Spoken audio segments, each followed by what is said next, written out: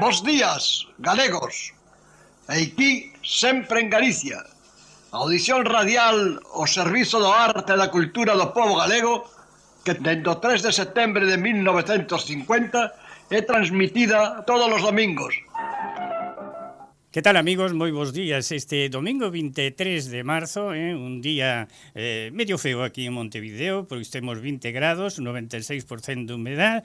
Está chovendo en Santiago de Compostela e fai moito frío, 6 grados de temperatura na capital de Galicia. Acompáñame Francis Queijo. Que tal, Francis? Moi bons días. Moi bons días neste domingo 1º de outono. Ah, claro que sí, claro que sí. Bueno, empezamos a nosa audición.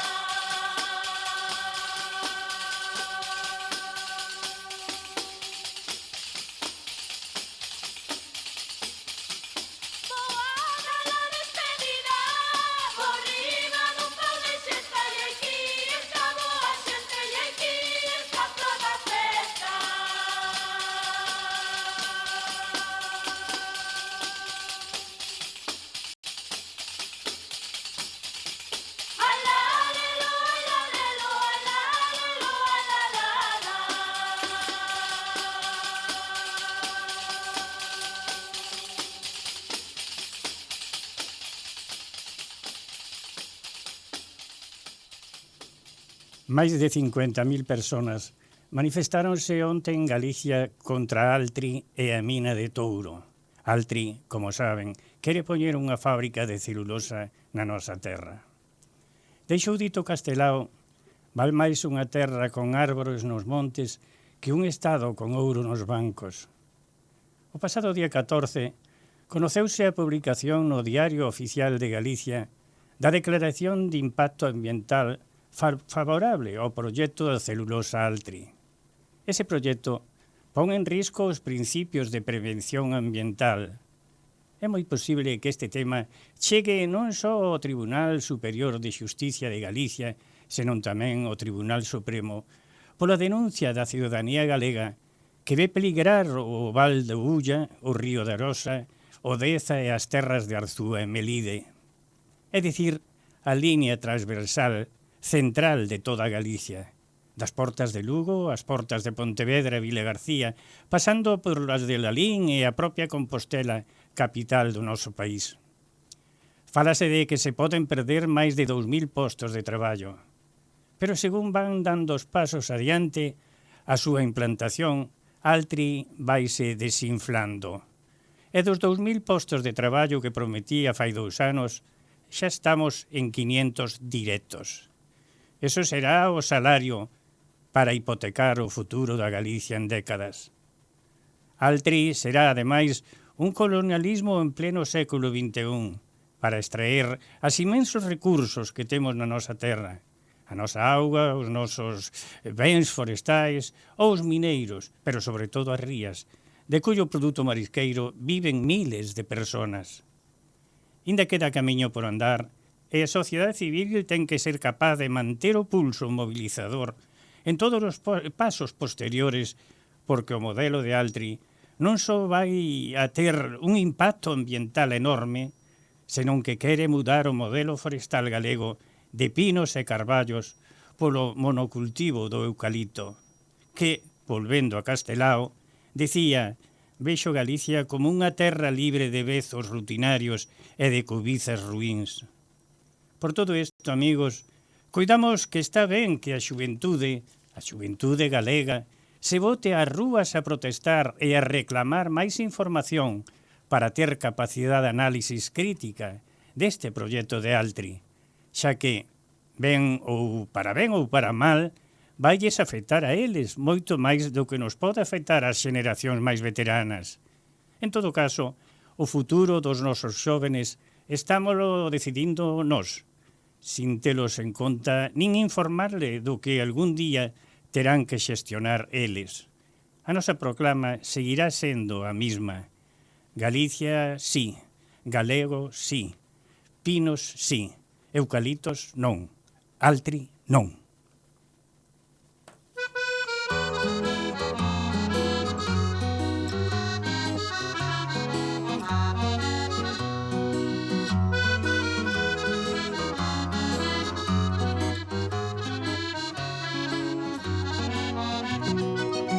Era Galicia un puro valo oco de densidade, verde fume morno. Era Galicia a chaira máis espida, inerte néboa, sobrillo de lodo. Era Galicia esguío vento agudo, encrequeñando en si todas as cousas. Era Galicia un árbore lentamente ensumindo-se un pouco a cada hora. Era Galicia cega voz de terra sen vengar, mudos ecos que nos moven. Era Galicia un mar perfectamente denso, sen luz e con sabor a homes. Era Galicia a patria do traballo de nunca terminar pola broa. Era Galicia un home sin cabeza, era unha ver Galicia esperanza angosta.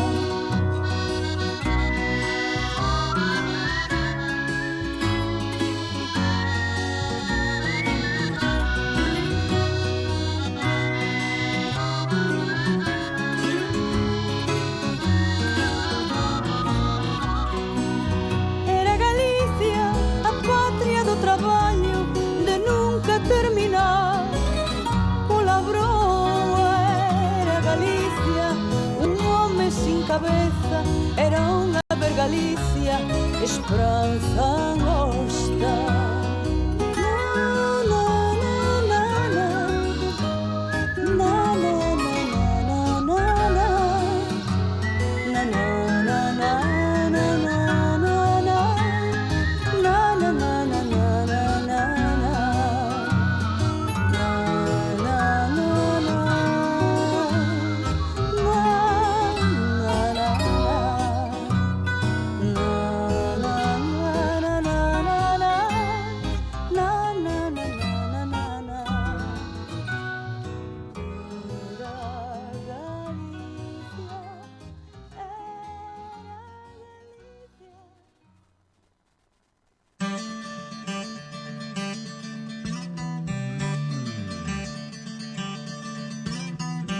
Bergantiños es la ortopedia más completa del Uruguay. Todo tipo de prótesis, férulas y ortesis, miembro superior e inferior. Bergantiños tiene los técnicos más especializados para atenderlos en sus flamantes consultorios. Bergantiños, Chanay Joaquín de Salterain, teléfono 2400-2739. Hola, desde Cucha te queremos invitar a que formes parte de nuestra comunidad en YouTube. Cucha TV es nuestro canal de comunicación que te hará conocer de primera mano todas las novedades de tu compañía amiga. Suscribite y hacé como miles de uruguayos que ya integran la gran familia de Cucha TV. Cucha, siempre iremos contigo.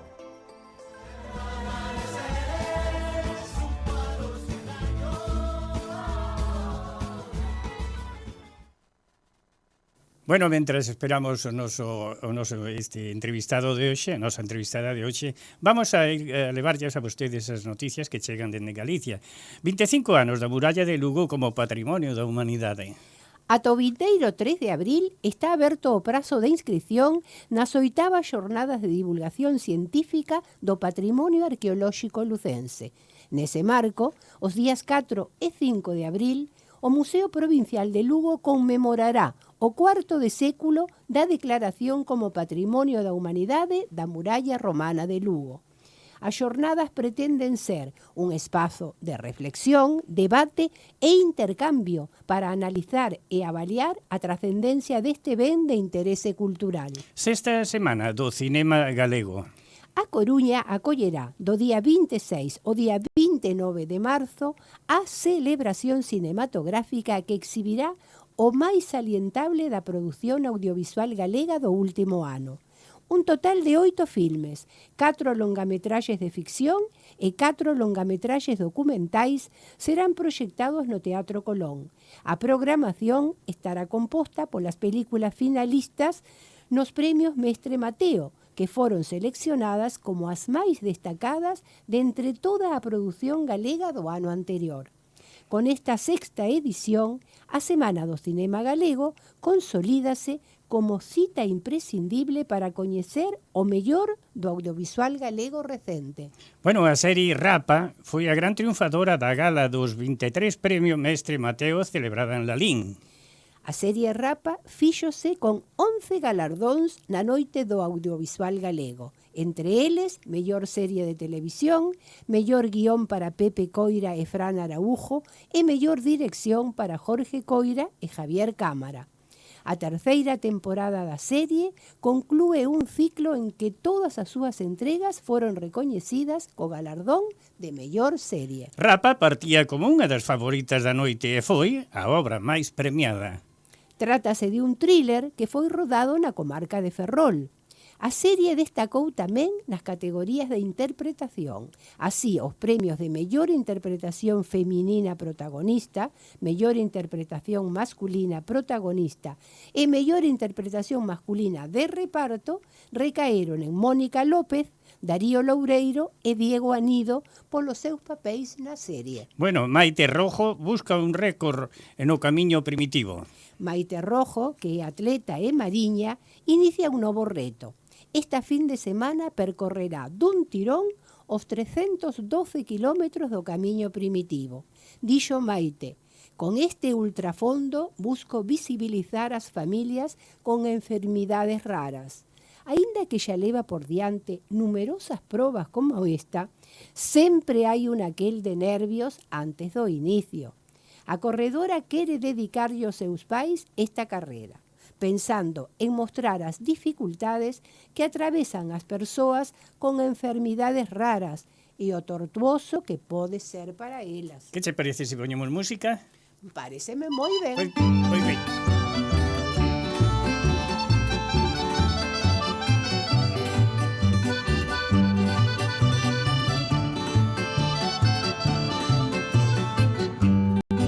Daquel curuto no máis empinado, unha estreliña me trae enamorado, unha estreliña de tal claridade que toda noite donde ela non está é tan brillante, tan doce e sincera que os anaquiños me morro por ela e mentre se desbajuño meiquín ela nos ceus ríe que te rí como el amor nas grandes alturas non fai reparo das miñas tristuras e eu xa non sei de que me hei de valer para de celos facela morrer.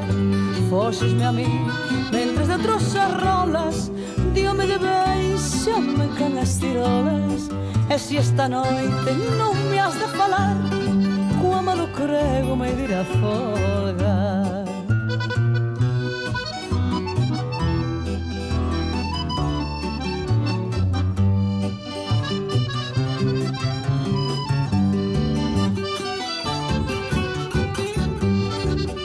deixesme a min mentres doutros arrolas de home de baixame can as tirolas. E se esta noite non me has de falar, co amado crego me dirá folgar. Contame algo da colectividade, Francis. Vos seguen aberta a convocatoria das BEME, as bolsas de excelencia para a mocidade exterior, que son becas para cursar un máster en calquera das 3 universidades galegas. O prazo para solicitar as becas é ata o día 30 de abril. Tamén temos que dicir que continúa a liquidación de libros a prezos increíbles. Onde? No Curruncho Galego de Losa Libros. Ajá. Pero agora tamén, ademais de libros, temos discos compactos. Sí, temos CDs de música folk e de música tradicional galega tamén a prezos maravillosos, baixiños de todo. Onde queda o Curruncho Galego de Losa Libros? Pois, como vos sabedes, en Colonia 1551, esquina Tacuarembó. Está aberto de luns a venres das 9:30 da mañá ás 17 horas, ás 5 da tarde. Liquidación total. Que ben, que ben. Bueno, agora fálame do patronato. Bo, o día 10 de marzo presentáronse no patronato os cursos 2025. Están abertas as inscricións en todos os obradoiros. É de destacar que as persoas que xa concorreron o ano pasado aínda teñen que este ano volver a anotarse para ter un bo control administrativo por parte do patronato, claro, anotarse na nosa secretaría. Aínda que hayan feito o ano pasado o curso. Poden chamar o noso teléfono 2908-0673 para informarse sobre os días, as horas e o comezo de os talleres. Algúns xa comezaron como contacontos e óleo, pero as inscripción seguen abertas para todos os talleres, aínda os que xa empezaron. Claro. Tamén temos que dicir que o pasado venres 14 foi a presentación do libro de Yolanda Díaz Galego, que la tendremos aquí Gallego, que la tendremos aquí en un momentiño. Foi unha presentación maravillosa, como ti ben sabes. Sí, sí. O salón cheo de xente, e máis que unha presentación do libro que foi feita por o doutor Carlos Subillaga Barreira, foi unha charla de amigos, porque coa simpatía que ten Yolanda, aquelo foi maravilloso escoitar as anécdotas que ela contou sobre sobre o seu emprego no Banco de Galicia, única muller entre non sei cantos homes máis. 136. Non recordo ben, pero máis de 100 homes, ela soa de muller, ela con esa simpatía que ten, encantou a todos a súa charla. E temos que anunciar que o día luns 1º de abril, non mañá, senón o luns da outra semana, teremos no patronato a celebración do Día das Artes Galegas. Das Artes, Día das Artes. Sí, das Artes, o Día das Letras, xa sabedes que é claro, maio. O Día das Artes Galegas, que este ano está dedicado a Isaac Díaz Pardo, o gran artista galego, intelectual, pintor, ceramista, diseñador, debuxante, editor, arquitecto, empresario, escritor, poeta. Todo xunto. Todo iso foi o gran Isaac Díaz Pardo. O 1º de abril, luns 1º de abril, a 7 da tarde, unha cita imprescindible no patronato. Bueno, vamos a música outra vez, ¿no? Vamos a música mentre estamos esperando a conversa con Yolanda.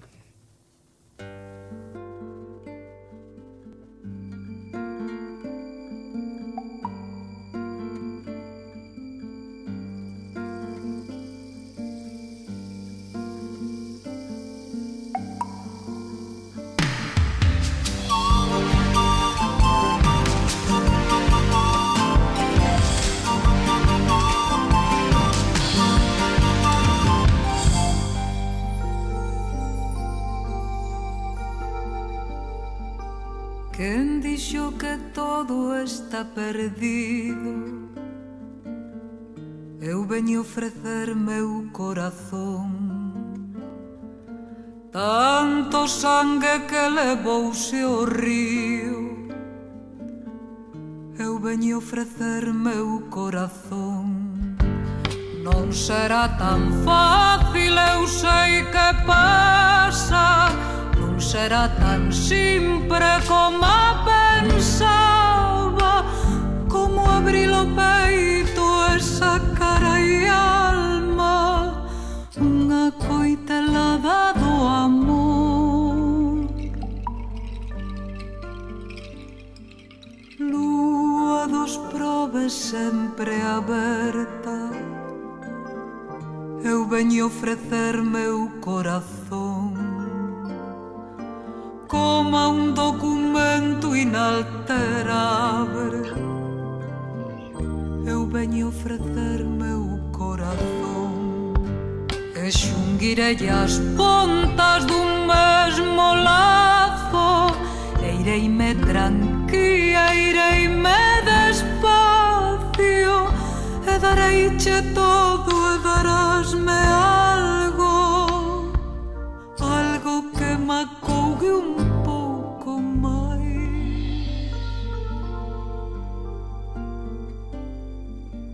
Quen dixo que todo está perdido, eu veño ofrecer meu corazón.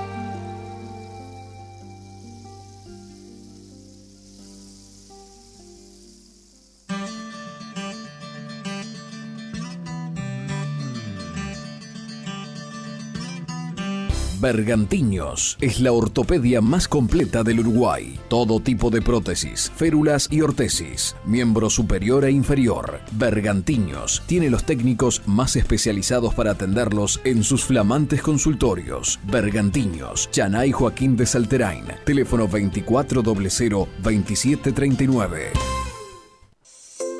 Hola, desde Cucha te queremos invitar a que formes parte de nuestra comunidad en YouTube.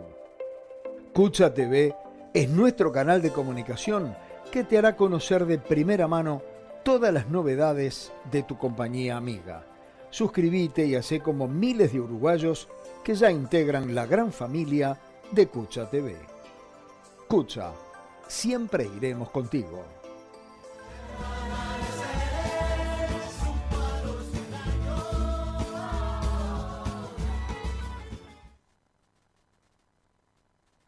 Bueno, amigos, recordade que os cursos no patronato empezarán o día 10 de marzo, presentaránse no patronato precisamente esos cursos 2025. Están abertas as inscripcións e de destacar que as persoas que xa conoceron o ano pasado o Obradoiro teñen que anotarse tamén este ano, como decía antes Francis, para o obxeto de levar un orden dentro de cada Obradoiro e ademais un control administrativo dos devanditos cursos.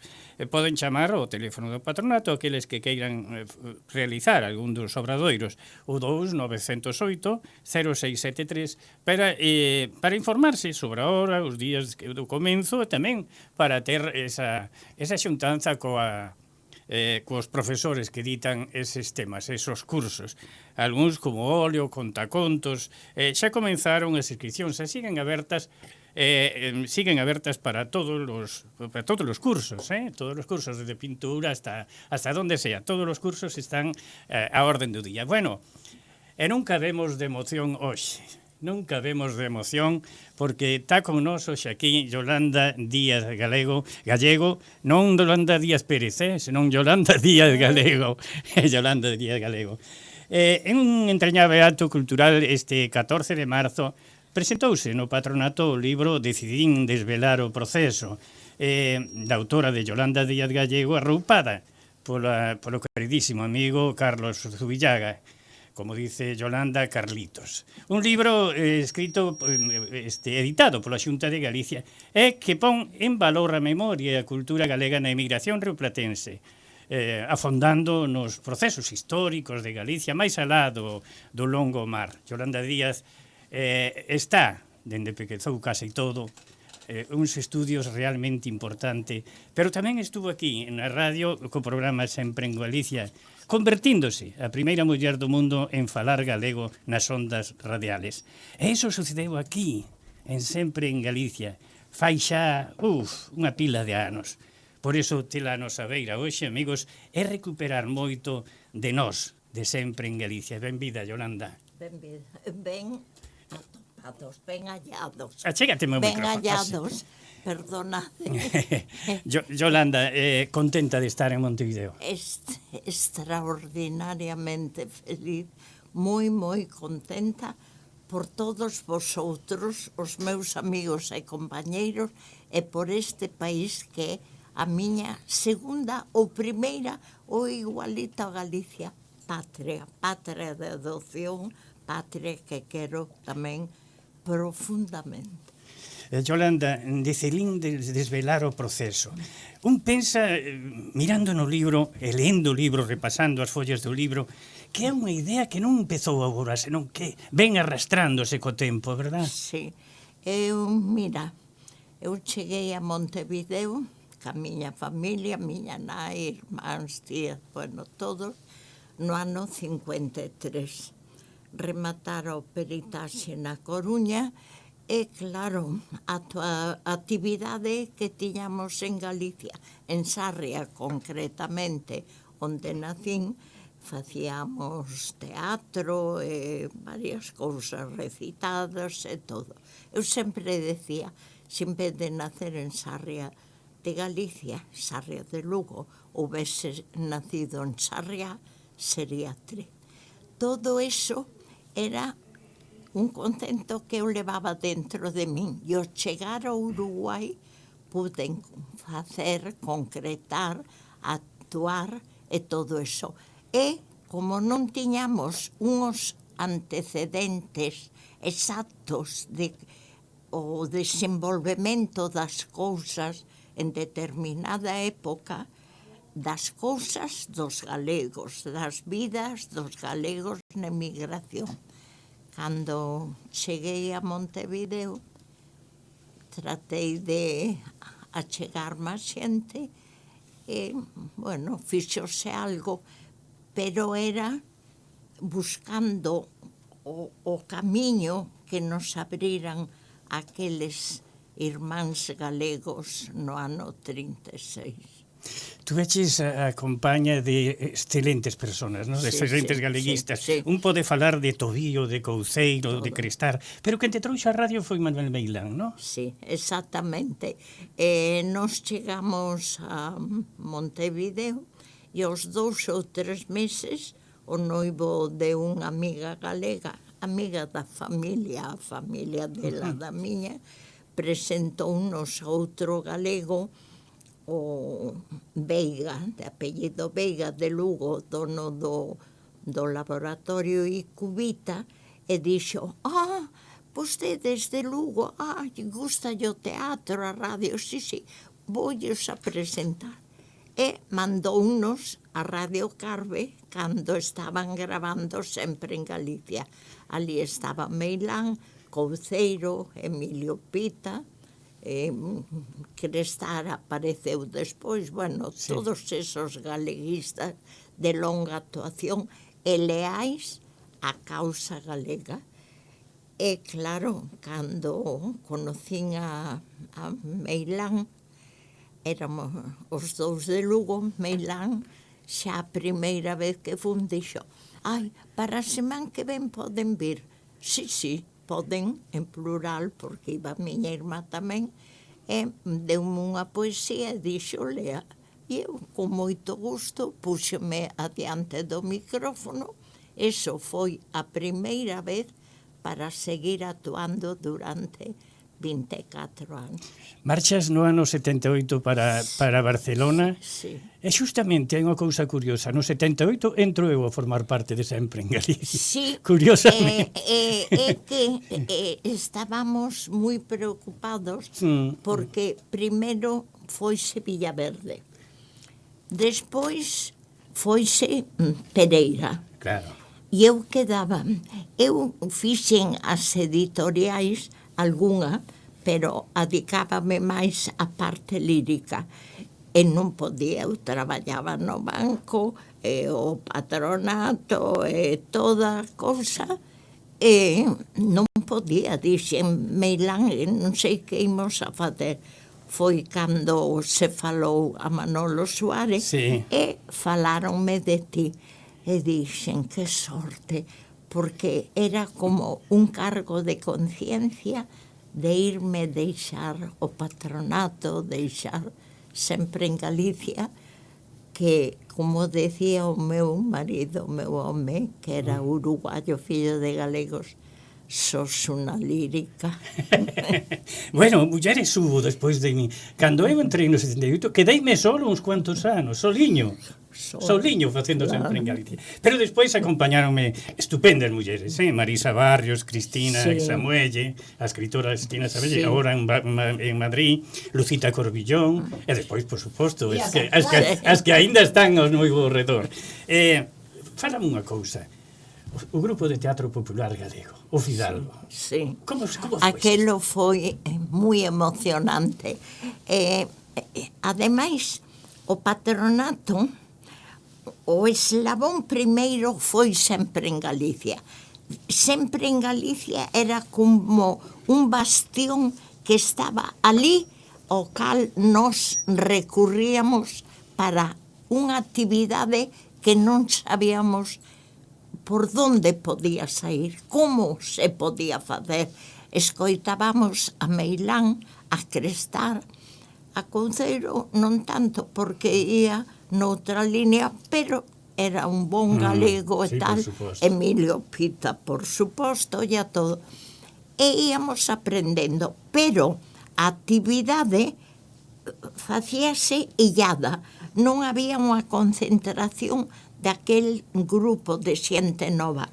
E empezamos con Pepe Fernández, primeiro a facer obritas pequenas no centro galego para xuntar cartos e mandar ao patronato Rosalía de Castro para o Museo en Padrón de Rosalía. E logo, como vimos que aquelo daba resultado, Pepe Fernández pois empezou a traballar nesto e Crestar de golpe a porrazo, de ser uns que estábamos aquí, outros ali, actuamos nos Solís. Aquelo nos deu porque o noso director foi Domínguez Santamaría, que era director profesional. Claro, a él lo volvíamos tolo, porque moveros pa aquí, moveros pa ali, facer. E así surgiu o Teatro Popular galego e varias outras actividades. Chegamos un momento a ter unha relación moi ao firme con vascos, cataláns e galegos. E formamos la FIJA, que era Federación Ibérica Juventudes Antifascistas.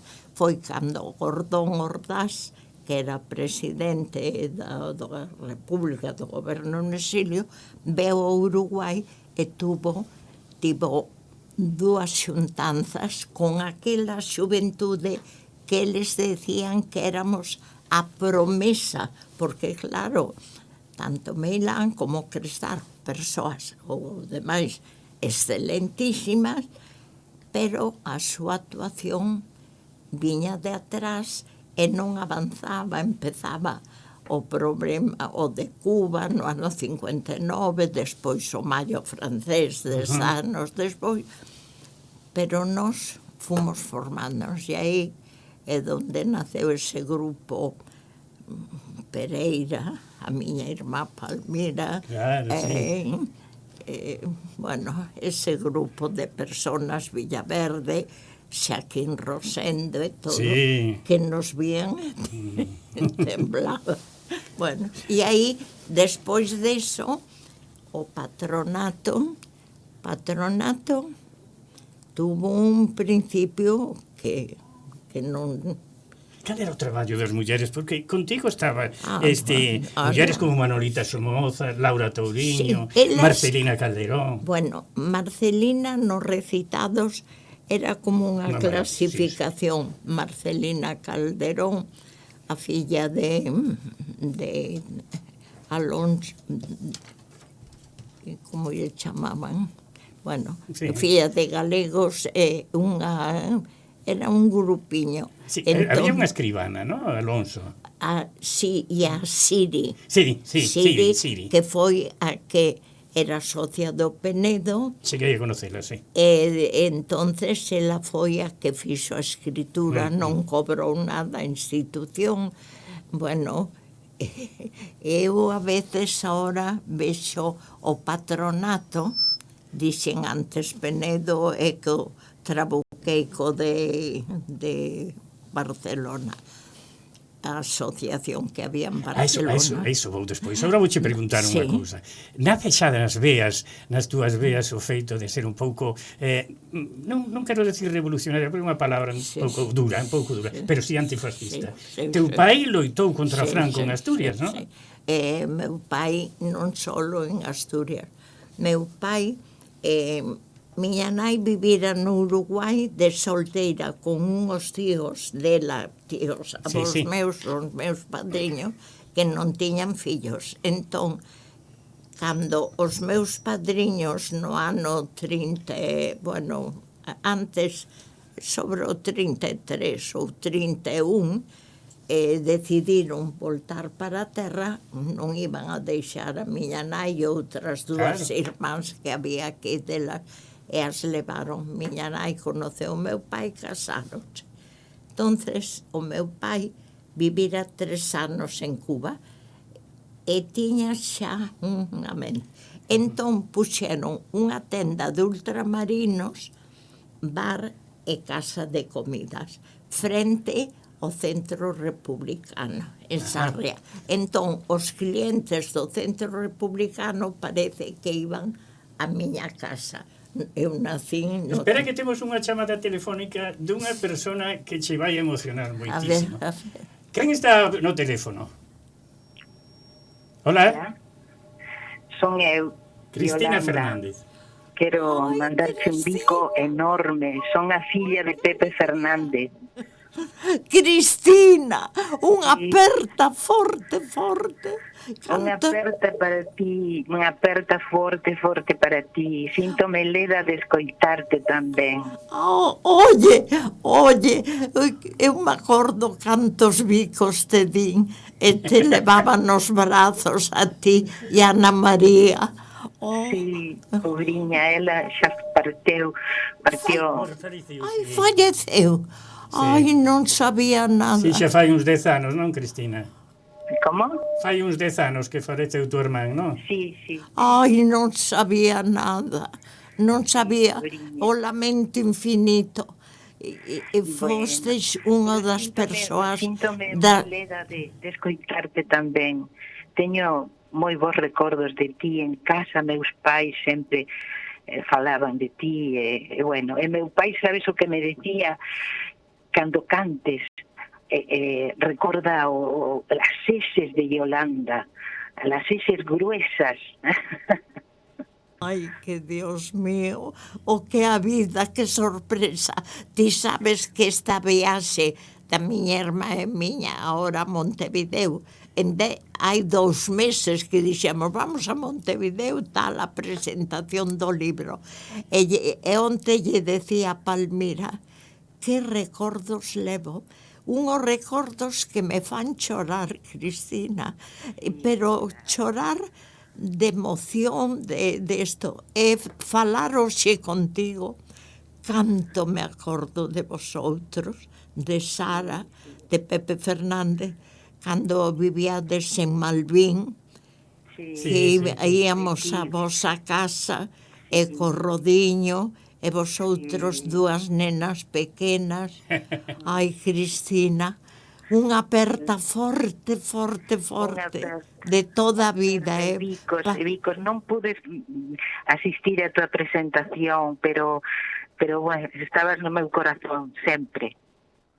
Oye, eu teño unha foto donde estás ti cantando nunha cea que fixemos no teatro, no hotel al lado do Solís, como lle chaman, que era don Arturo Costa. Como...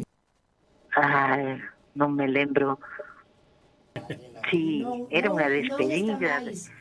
Non estaba. El Águila, águila. sí. Non existe xa. Ai, pobre de mí. Con razón cumplí 91, Cristina, 91. Pero está nova, está noviña. Mentalmente estou ben, porque aínda sigo peleadora. Cristina, moitísimas gracias por este contacto con esta querida Yolanda que nos emocionou a todos. Para todos e para ti un bico enorme. E igual, un abrazo para sempre, Cristina, para sempre, para todos vosotros. Unha aperta forte. Aperta. Chao. Mira a xente como te recorda, Mira como se acordan de ti, aqueles que eran nenos. Bueno, vamos a seguir. Dime. No ano 78 vas para Barcelona. Sí. Chegas a Barcelona e levas esa galeguidade contigo, pero tamén levas algo de Uruguai, algo de charrúa, non? Sí. Chegas aí e fúndase a Asociación O Penedo. Sí. Sempre con Galicia nos beizos, como decía o cantar, non? Antes do Penedo fixen outro traballo cos galegos de Cataluña, non somente de Barcelona, que foi unha cousa así, como se nada, e agora me sinto moi orgullosa. Eu levaba na mente illarme un pouco da actividade galeguista, porque aquí, bueno, chegou un momento... Bueno, cambiaron os tempos tamén, non? Todos, sí. Pero eu me atopei, fun a radio en Barcelona, unha emisora galega que había, e non sei como se enteraron que había unha muller así tal, chamaba a atención a muller. Ademais, eu estaba acostumada a mandar, a organizar, eu chegaba ali tal. Entonces me invitaron na radio e fun. E claro, eu vía as dificultades no proceso e de falar de Galicia, misturaban todo e que isto, que lo... E xente estupenda que un vía que era propicia para traballar. Non somente Barcelona, capital, ciudad, sino a periferia. Hai grupos, Tarrasa, Sabadell, bueno, unha chea de grupos de galegos moi interesantes. Entonces, como fun a radio, os outros me empezaron a chamar, pero moitos non estaba constituída a institución, como Tarrasa, que ainda fun fará mes e medio ou menos a falar ali. Bueno, e me chamaban para organizar. E eu lles decía o que eu tiña en mente. Eu sabía os estatutos de memoria, a variante de España, que non era o concepto que había das cousas. Eso fixo que, claro, quen é esa muller? É que fala así, é que nos organiza. Ademais, claro, non coincidían uns con outros. Eu cortaba polo sano, levaba a experiencia de aquí. Claro. Isto se fai así, isto. E conseguía que se foran consolidando iso en Andorra, en Palma de Mallorca, e bueno, e fun facendo, e cando me din conta, sin saber nin os sitios, íanme a buscar a Barcelona. E empezou a funcionar todo. Entonces, había un grupo bastante numeroso en Barcelona de xente universitaria que daban clases, moitos claro. xueces, e estaba o asunto da transmisión de tal. E eu me daba conta que esa xente quería xubilarse na terra. Xente que non se achegaba ás institucións galegas porque eu observaba. Pero eles empezaron a reunirse unha vez ao mes a cear. E un do Banco Hispanoamericano, un galego, chamoume e me invitou con meu marido que fóramos á cena, bueno, fomos. E entonces, entre eles, que eu non coñecía nin o nome, nin que era, nin que nada, invitáronme a unha xuntanza porque querían fundar unha entidade. Era a única muller. Eu caladiña porque eu non sabía en que ambiente estaba. Que coincidira comigo non había moitos, pero bueno. Entonces eu caladiña.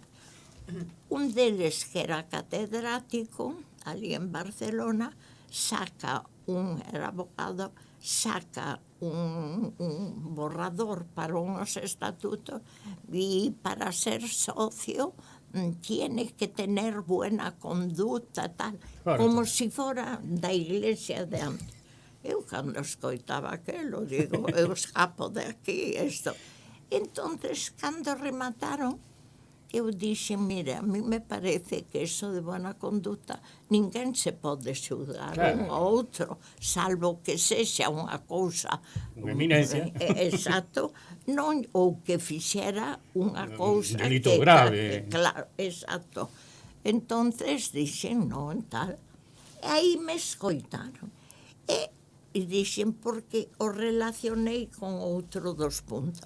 E dice, como sabe usted un estatuto de memoria? Digo, por los 20 e tantos anos que estuve. En ese mismo día acordan as eleccións. Os cargos de secretario, bibliotecario, tal, o aceptaban. Pero a presidencia había 2 abogados que querían. Eu non sabía. Pero, cando chegaba as eleccións, plantaban, aparecía, e era o mismo día, e non votaban. Entonces, non, aquelo non avanzaba, e protestaban. Entonces, un tal Araujo, que era abogado, ese Araujo dixo, pois esta señora pode ser a presidenta. Digo, eu non. Bueno, se armou tal revuelo que eles aceptaron e eu aceptei por 2 meses.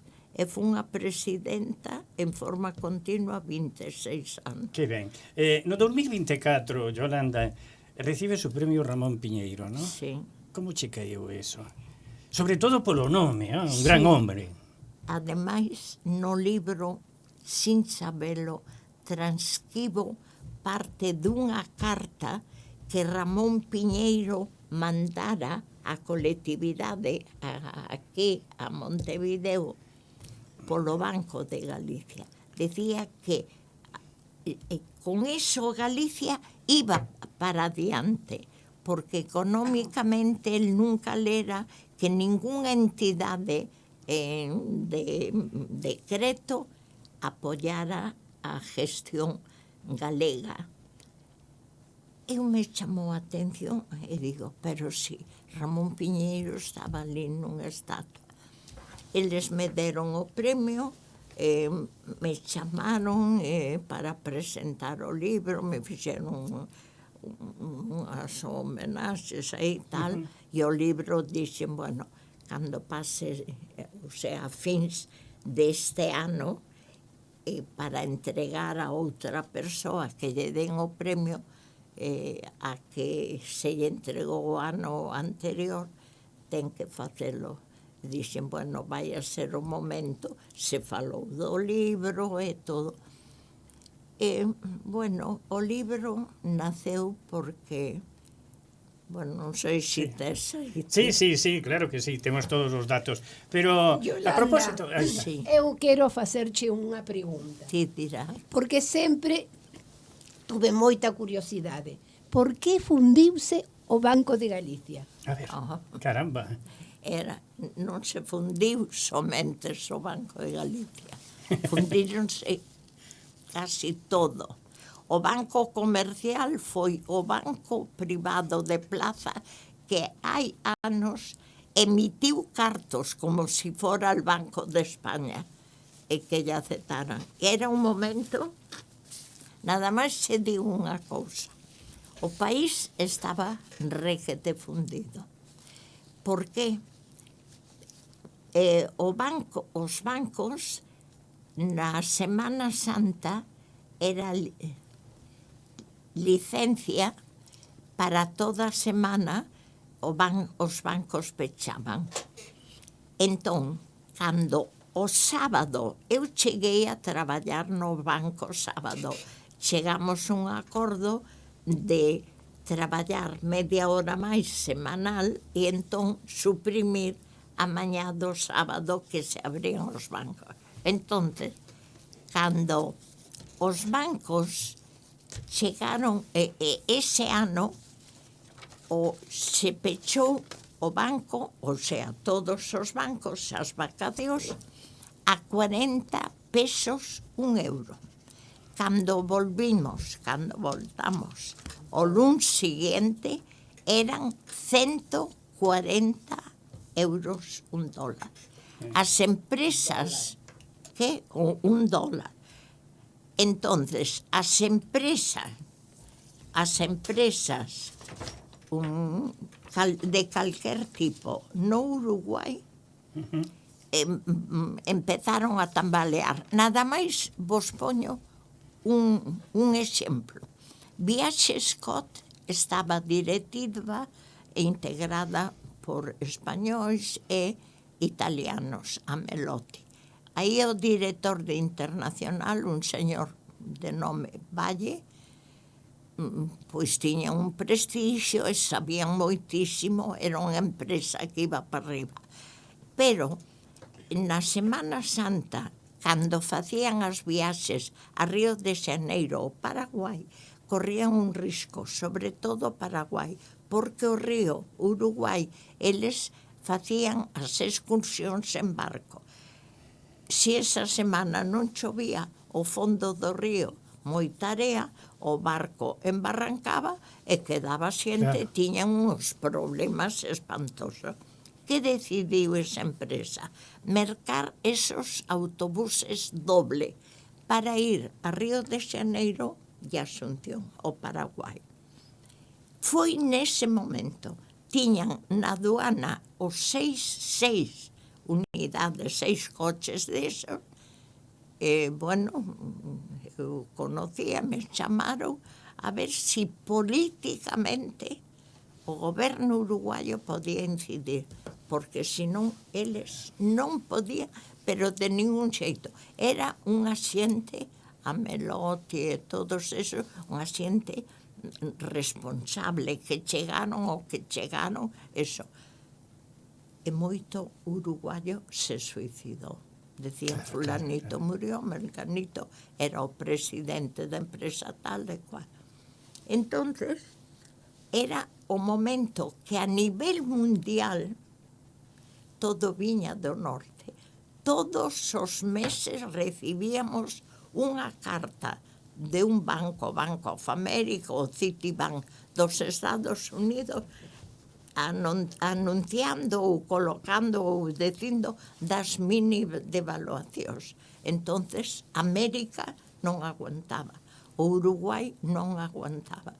Pero o Uruguai, como o Banco de Galicia, en Montevideo... Foche secretaria xeral do banco, Sí, non? sí, por eso sei moita cousa. Bueno, Por eso falas con propiedade. Claro, claro. cantos papeles levei para a miña casa, por calquer control, porque despois que ocurría, o goberno tuvo que botar man. Entonces non era, eu me quero fusionar con isto, o que, no, o goberno, usted, para el mes que viene, usted, Entón, o Banco de Galicia, o fusionar, primeiro se meteu un banco que había capital catalán. A mí non me gustaba. Querol Cladera viña polo banco. A min aquel catalán non me gustaba. Manexaba moito. Ademais, nosotros non. Claro. Non. Entón, o goberno puxo o Banco de Galicia fusionada con Banco del Trabajo italoamericano. Cousa que quero aclarar, que sempre o digo, nun libro que se escribiu en Galicia respecto a todo eso, pon el Banco de Labor. No, el Banco Labor é un banco italiano e isto era un banco de capitales italianos do sur. Pero que ocurre?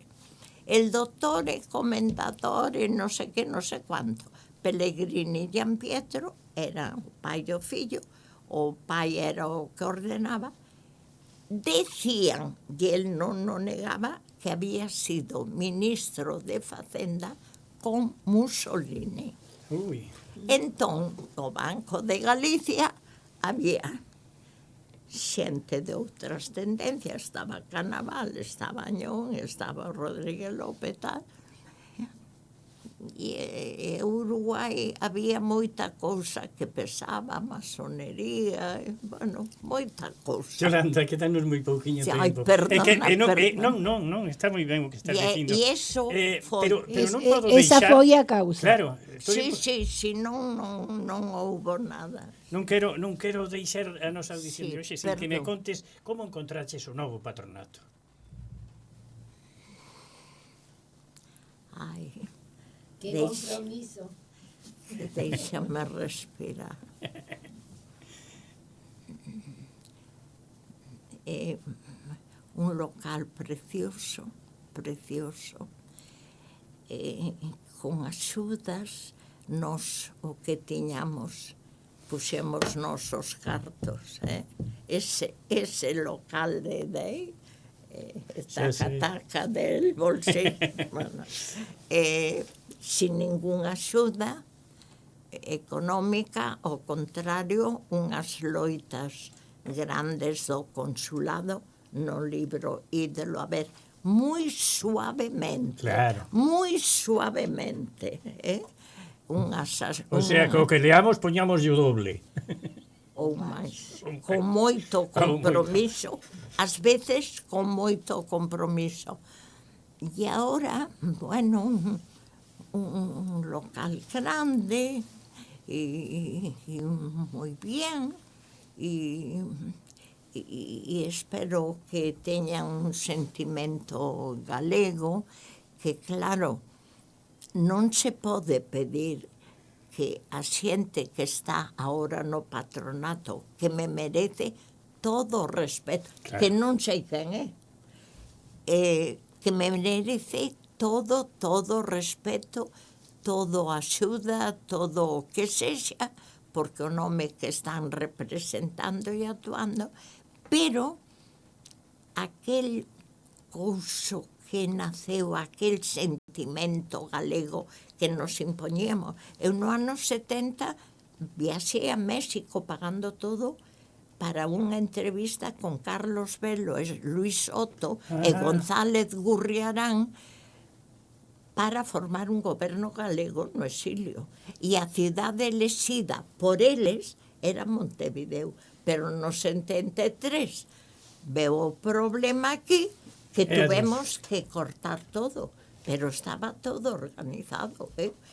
E todas esas viaxes, 2 ou 3 anos despois, Pereira estuvo en Suiza, na Unión, en Ginebra, donde nomearon o patronato de honor, membro de honor e todo eso. Cada un de nosotros pagou a viaxe, a estadía, todo. O patronato non tiña... Non se lle tocou a nada porque non tiña nada. Porque non tiña nin fin, ao contrario, nós pagábamos a luz, nin tiñamos teléfono, nin nada deso. Bueno, Yolanda, termínase o noso tempo. Foi un placer terte aquí. Este é a túa casa, porque ademais os que somos alleos somos nós. Sí. Porque... Oye, estou moi contenta, de verdad, con vosotros os dous. Chámame a atención que eu pensaba que habería alguén do patronato, non sei, non sei. Como alguén do patronato? Eu son do patronato. Si eres do patronato, pero Eu é son. que, por exemplo, a xente das... Fíxose galeguista gracias á audición. Sí, escoitando a audición foi que Bueno, foi pois que eso. coñecín o patronato. Eso alégrame moito. Felicitos, que todo vaya para adiante. Bueno, eu comprendo. Bueno, Para iso traballamos Terminouse e o que desexamos. Terminouse o noso tempo, amigos. Foi estupendo esta conversación con Yolanda Díaz Dá para Gallegos. moito máis, pero non se pode. Non se pode, o tempo é ouro na Radio Mais, verdad? Sí, Foi un gusto, tamén está aquí tu irmán, un abrazo para ela tamén, un saludo para Palmira, e para todos os que desde Galicia nos están escoitando hoxe, porque nos están escoitando desde Galicia moita xente que escoita sempre en Galicia. Gracias tamén ao operador polo seu traballo, e vostedes xa saben, como todos os domingos desde o 3 de setembro de 1950, aquí estaremos, sempre en Galicia, sempre en Galicia. Sempre en Galicia, fina a súa audición de hoxe e voltará o domingo ás 9 da mañán para traervos verbas e cantigas. Saúde e terra.